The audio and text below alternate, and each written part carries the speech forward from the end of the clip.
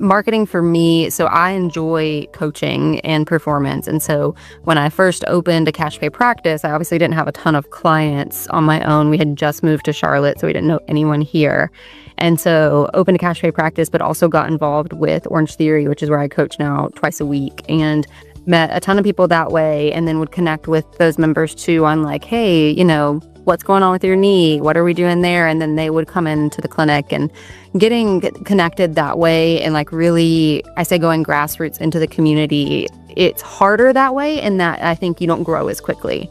But to me, that growth is so genuine and organic that those clients, let's say I get them better in 3 visits, but 8 months down the line, their kid hurts their knee. Who are they going to call, right? So maybe the business model from the marketing side doesn't work as well in the quote short term, which is scary, right? It's scary to open a business and not immediately have people on your schedule. But line up, yeah.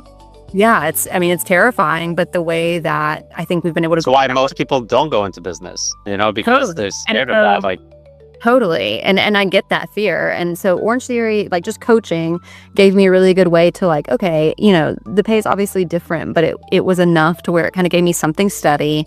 And so I had something steady, could start making connections. We did things like injury clinics through Orange Theory or through other gyms where I would go in and kind of offer for free, like, let me sit down and talk with you. Let me check you out in person. Let me tell you what I think's going on. And again, sometimes in those cases, I think with marketing, I had to say like, hey, listen, this is what's going on with your knee. And, if I'm being honest, maybe physical therapy probably won't help that very much, but here's some other things you could do. And as much as the business side of me wants to say, hey, every single person that I meet in marketing needs to come in and make an appointment and buy a 10-pack of visits, they don't. And I think that transparency has served us so well in the long term, even though, again, in the short term, it feels really scary.